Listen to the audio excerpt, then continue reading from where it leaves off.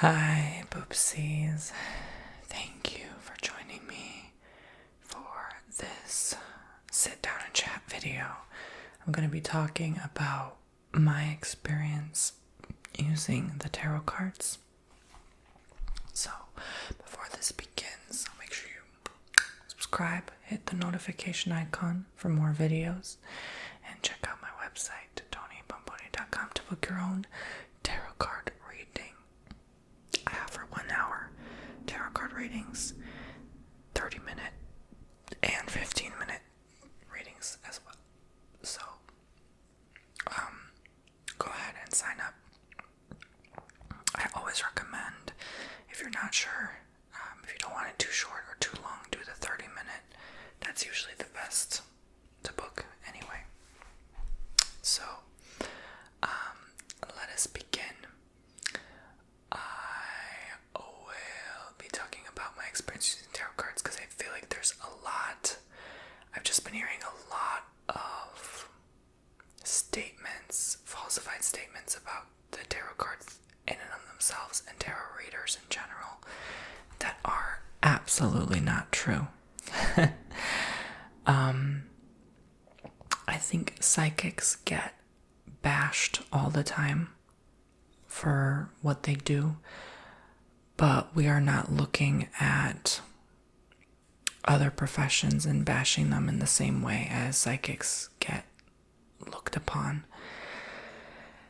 And there are, understandably so, a lot of skeptics, people who are skeptical about the craft of reading and channeling and mediumship work as well, which you can do while using the cards. Now, let me get something clear. There's oracle cards, which people feel safer using because for some reason there's this unnecessary fear about tarot cards. I've been working with tarot since I was 15 years old. That's half my life. I'm 30 next week. So I can tell you from my experience, nothing bad. I mean, this isn't a Ouija board. Nothing bad has ever happened to me personally from using the cards or from anybody I've known using the cards. No psychic I watch, no person that's read the cards for me, nothing. So, books don't come flying off shelves. So let me get this very straight. Tarot reading and tarot cards are not for everyone. That's why people use oracle cards or don't bother using cards at all. They use playing cards maybe, if they're scared. I think the problem is what people can't handle is that little noise they hear, like that little creak in the wall or that little knock they hear, or something just tweaks. Sometimes something light will move, like a feather or a piece of paper maybe will just rustle. I'm so sorry, I forgot to put my phone on silence. And that freaks people out because they can't handle that. I think it looks better with the door open, but my stupid phone is going off now. They can't handle that. It's like they can't, you watch those dumb YouTubers who have too many subscribers for their own good, and they go to like a place and film themselves like purposely, like they're almost exaggerating, like, oh, something moved, and they run and they get scared. They think it's like a haunted place or something. I'm not calling anyone out specifically, but there's people like that who just like freak out over the smallest thing. So this is not the work for you, and it's not going to work for you if you're just playing games or being foolish. The cards are to be respected first and foremost, because yes, it's an open book. You are channeling things that you may not be aware of, but if you yourself as the reader are not mentally prepared to handle that emotionally as well, if you're not emotionally mature enough to handle whatever nothing bad has happened to me because I have had to work my way up to handling that. Now, most readings I do are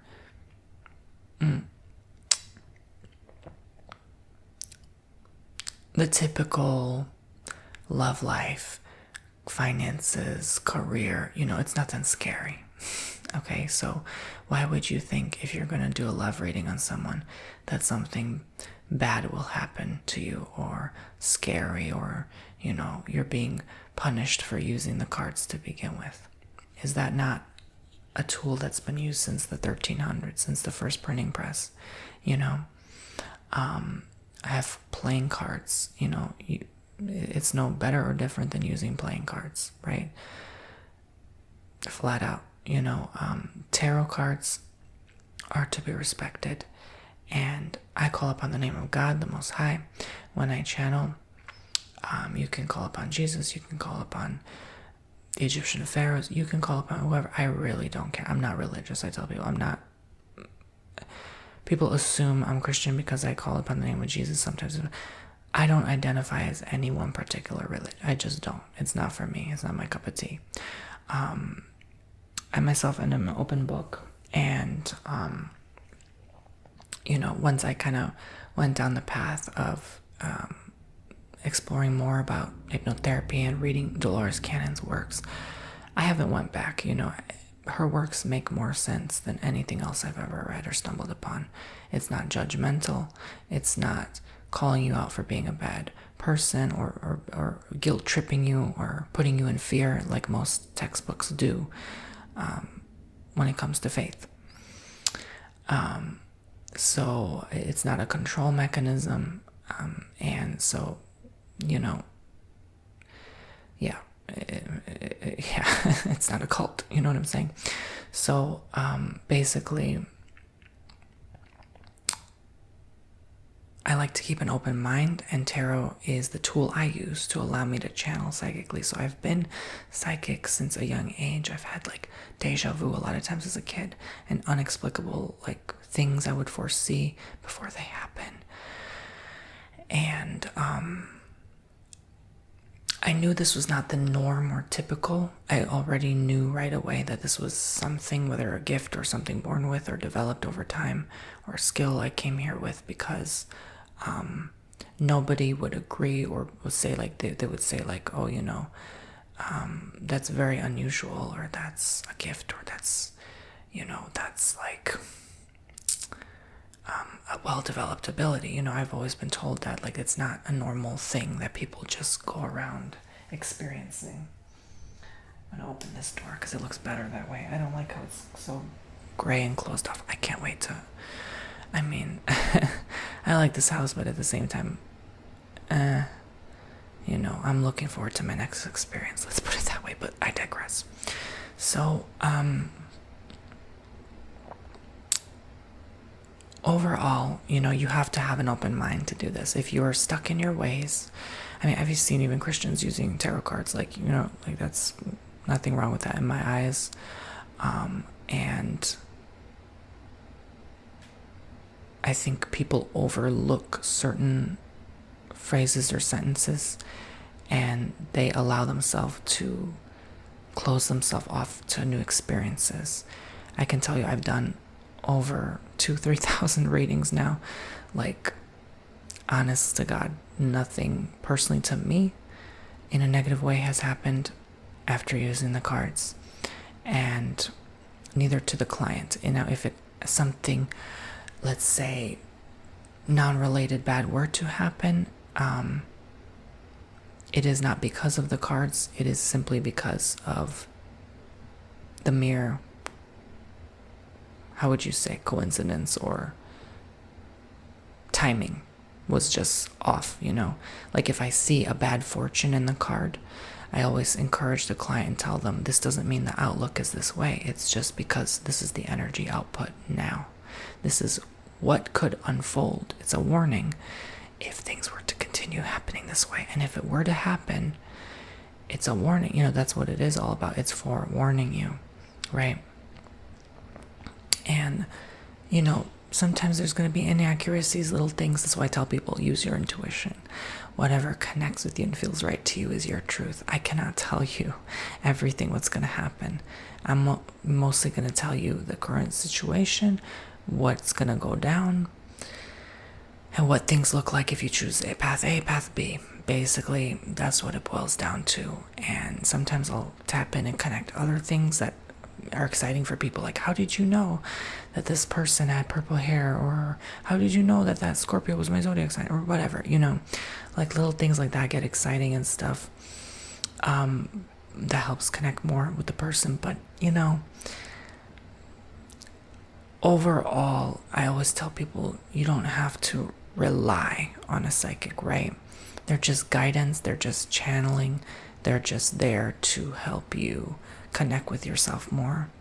And I definitely don't want anyone to heavily rely on me, I definitely need clients, of course. I'm always open to more, and monthly clients, frequent bookers, but I also don't want someone to feel obligated, or that they have to see me I think the most I'll ever say is for a Reiki healing, you should visit me every so often, because it's like getting an oil change in your car. You do that for your car, wouldn't you do that for yourself? Why wouldn't you fix up your energy once in a while and take good care of yourself? So yeah, but tarot is also very healing. It is of the light. Yeah, you channel the light, you work with the light, you're not wishing anyone harm. The point of reading is to help people and help heal this world. And not every reader can do that, Some people get overwhelmed. If they have 5 to 10 card readings in a day, they get burned out. If you burn out easily, if you burn out from doing 2-3 sessions, 2-3 Reikis in a day, either forget about it, don't even bother, or just tell people I can only do 2 or 3 a day, and you have a long waiting list. I can handle a lot. I'm pretty tough. Most people can't, so they do the 2-3 a day. My limit is 6 a day. But there were healers I've heard about that have done 11 sessions a day. So not my cup of tea, but whatever works for you.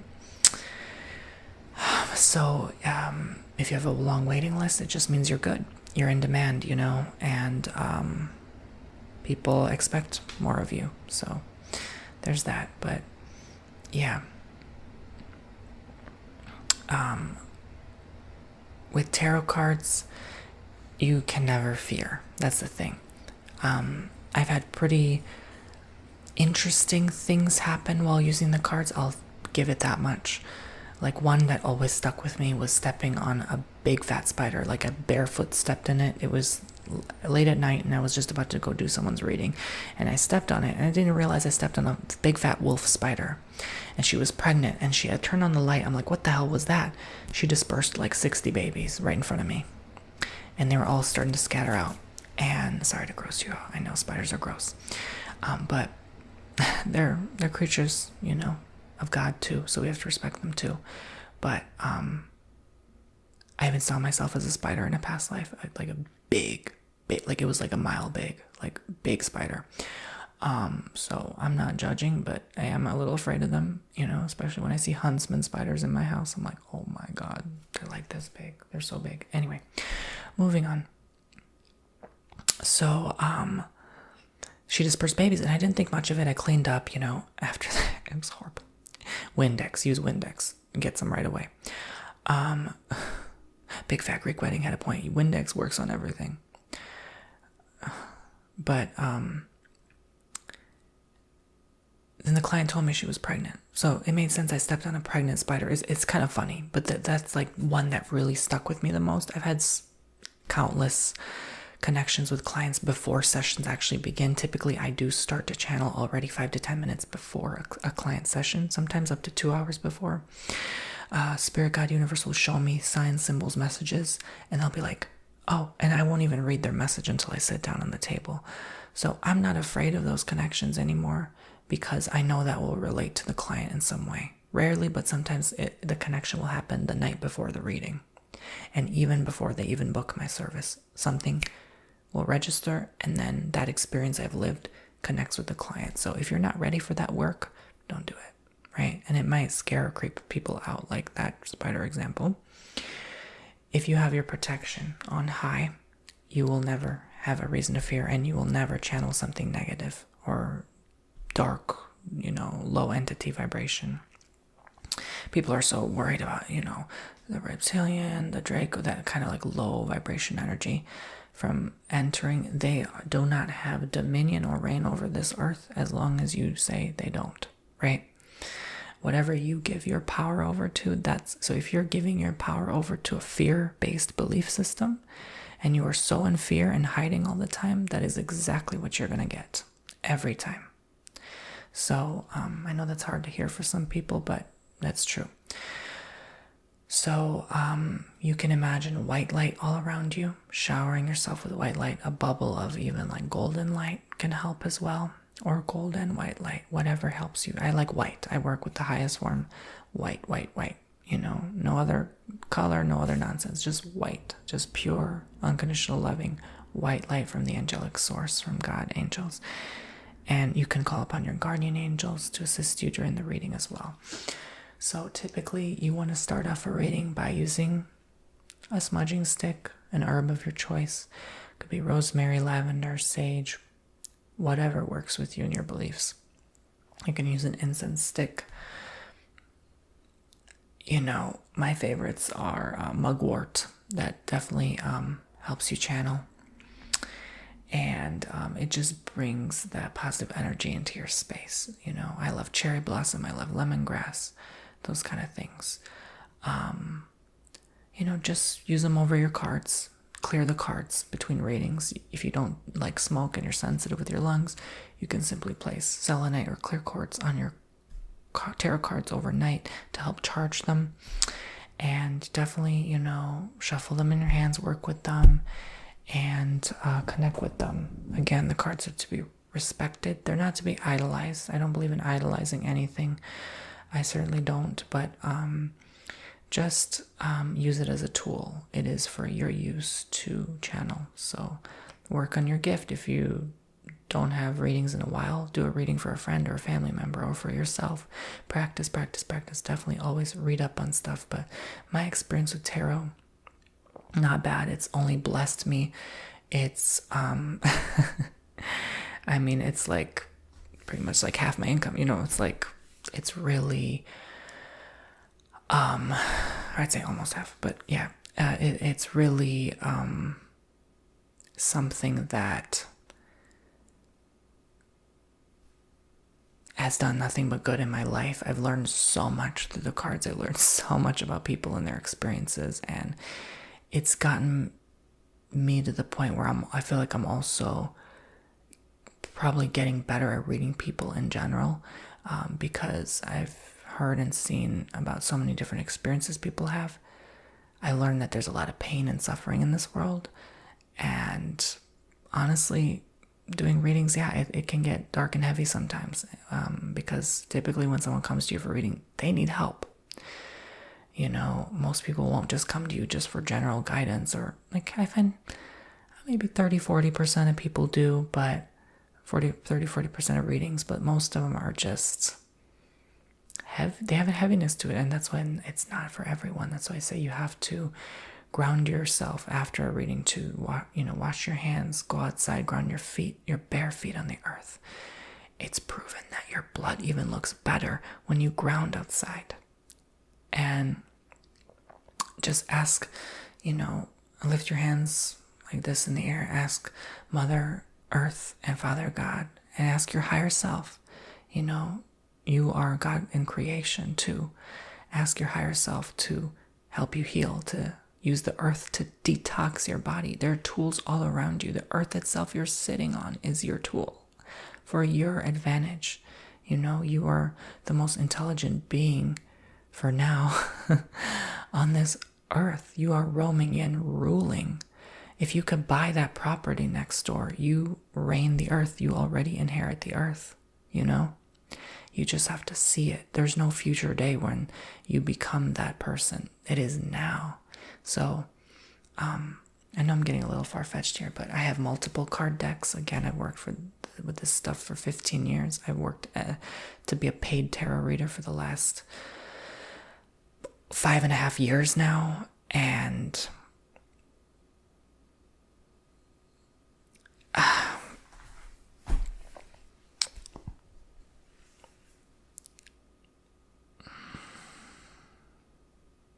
I just want to dispel any, I guess, ignorant comments or statements about the cards, because, sometimes it just gets on my nerves just a little bit. Just seeing comments or hearing like different people online talk about the cards in a certain way.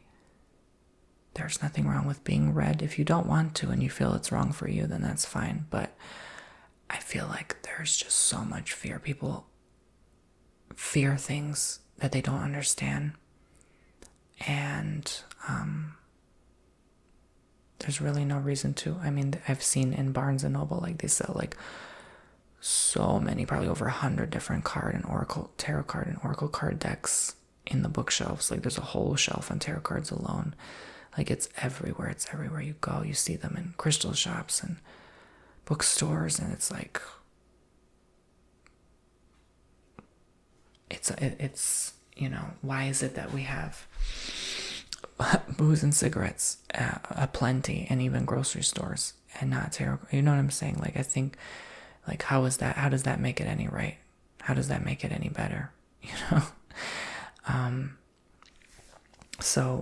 I just feel like there's so much misunderstanding with tarot. It's really sad, actually. And if you did your research and looked at tarot's history, it would make a lot more sense. But yeah, again, the cards are connected with me at a young age, so that's why it was meant for me. I always knew I'd end up a tarot reader and working with them, and definitely study the cards, understand them, but also connect with your intuition. That will help you connect better to yourself and to other people. So whether you do distance readings like I do or in-person readings, there's nothing to fear, right? You don't have to light a candle. I used to do that. Sometimes I do, sometimes I don't. It just, in my experience, you just need to definitely take breaks in between working on the cards. Don't jump from session to session to session and go on a roll and forget to eat and take a break. You definitely want to take a break every hour or so, because you start to get a little lightheaded or dizzy if you do too many readings because you're channeling too much. So definitely go outside, get some sun on that skin, and don't just stay indoors all day while doing readings, especially if you're very busy. I find a lot of tarot readers start to look a little fleshy and wiped out after a while. So just make sure you maintain a healthy lifestyle, exercise and eat right. And, you have to be good to be able to read good, right? Get plenty of sleep.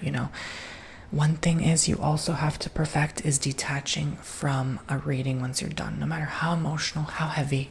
I've done readings on just miscarriages and death, and it's horrible illness where people are actually like on the verge of death, unfortunately, and they're asking me if they're going to make it. Like, just readings like that, you have to, no matter how empathic you are, you have to detach after the reading's over. Otherwise it will destroy you, right? And that's the only thing I fear, is when someone doesn't know how to do that. I'm very good at that. I can't say I'm the master of detachment, but I'm very good at it nowadays.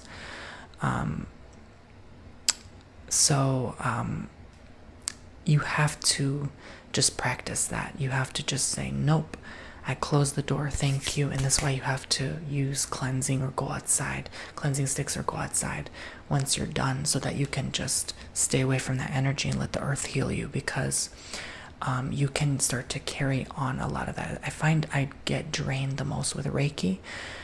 Tarot, if I'm doing a lot in one day and day after day after day after day after day,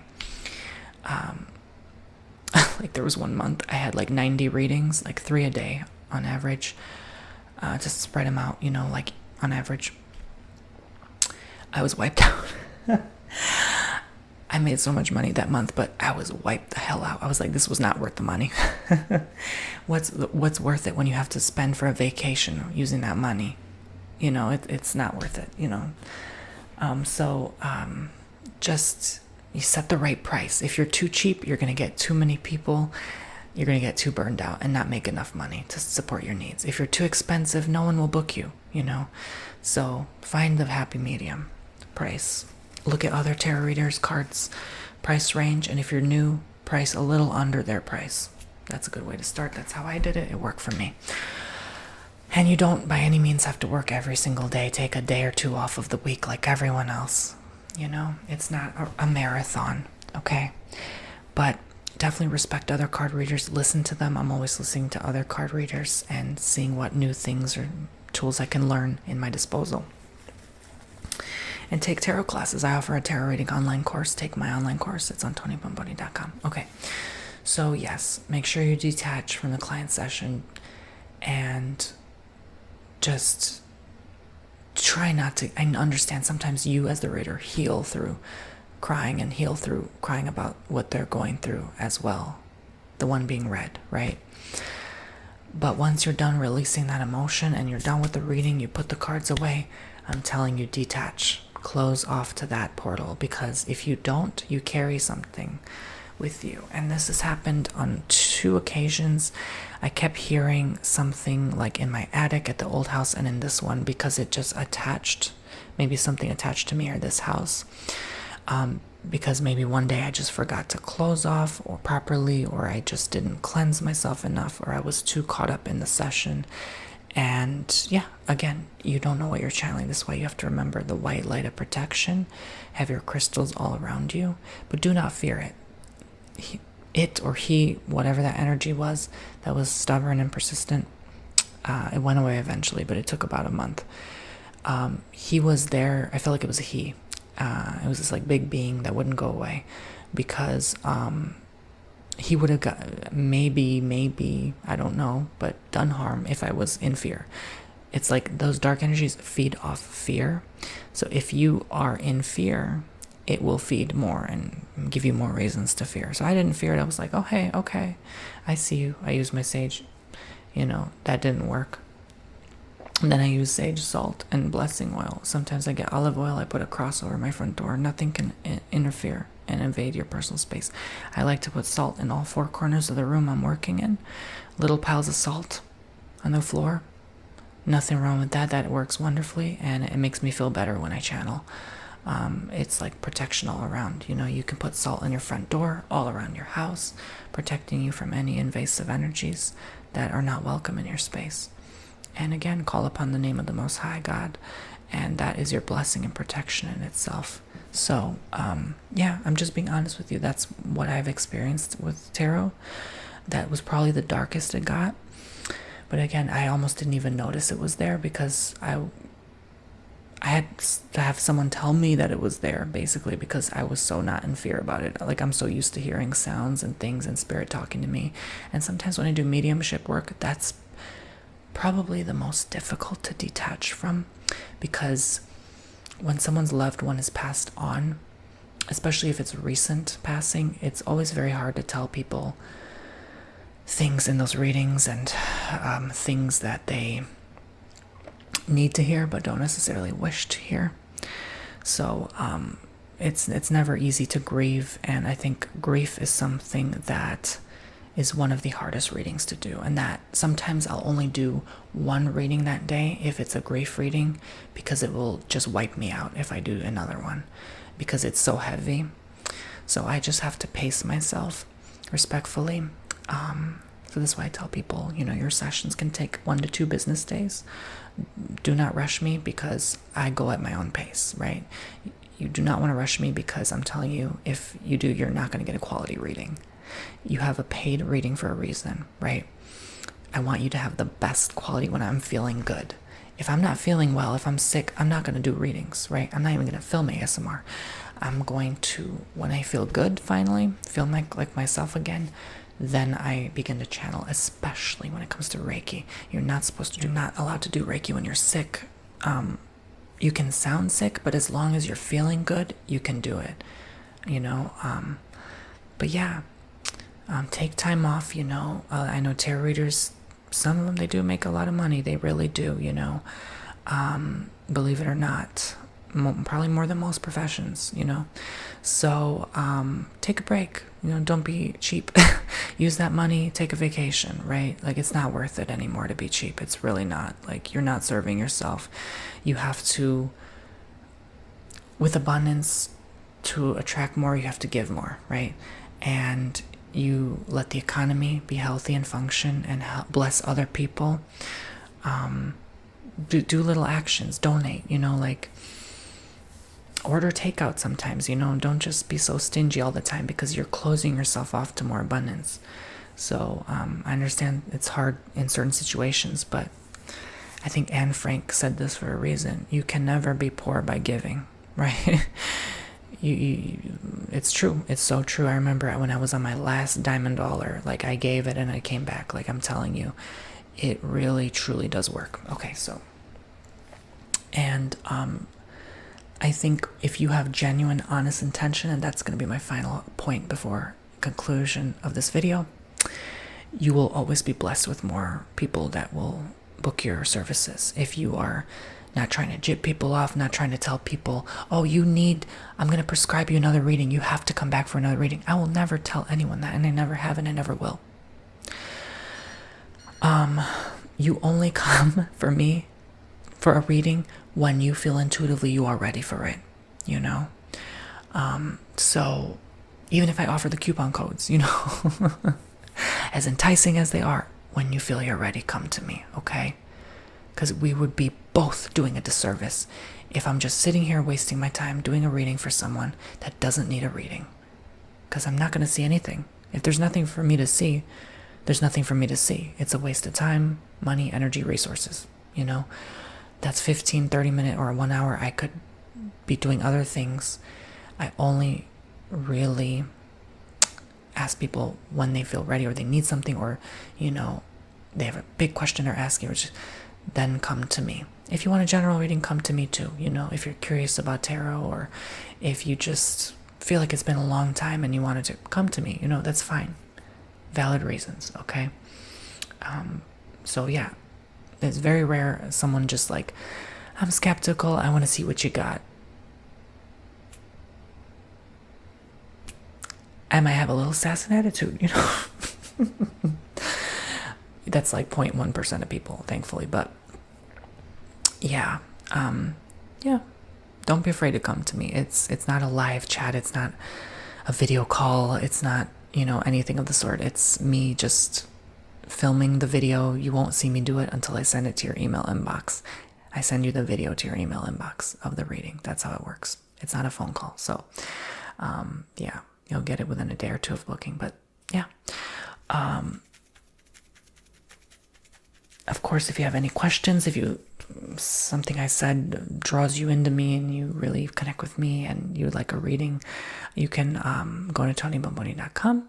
You can always email me and ask me questions beforehand to alienreikimaster@gmail.com. So thank you guys so much for watching, and there's nothing to fear. I hope you know that. All 78 cards are so beautiful, and they've changed my life. They really have. I'm really glad I decided to ultimately do tarot cards as a part-time living, because it's wonderful. It makes me so happy. It's one of my favorite things to do, along with Reiki. Those are probably I love them all. Candle wax, coffee cup readings, I love them all. I can't say there's one favorite, but tarot is definitely my most booked service. People want to know things, it's exciting, to ask the cards what's up next, what's coming next in my life. You can ask any question you like. What does next year look like? What does next month look like? What does Scorpio season look like? Whatever, and I think because I'm very passionate about what I do, it just keeps going, and I'm on a roll, and I'm very happy to be there for people and help them. And I've always wanted to help people, and this is one way I could finally reach one-on-one with people rather than massive audience like online. That's the one thing that irked me about YouTube always, was like, I'm not reaching people personally, so this website allows me to reach you personally, which I'm very thankful for. So thank you guys so much for watching, and I hope you've enjoyed, and I will see you next time. Bye.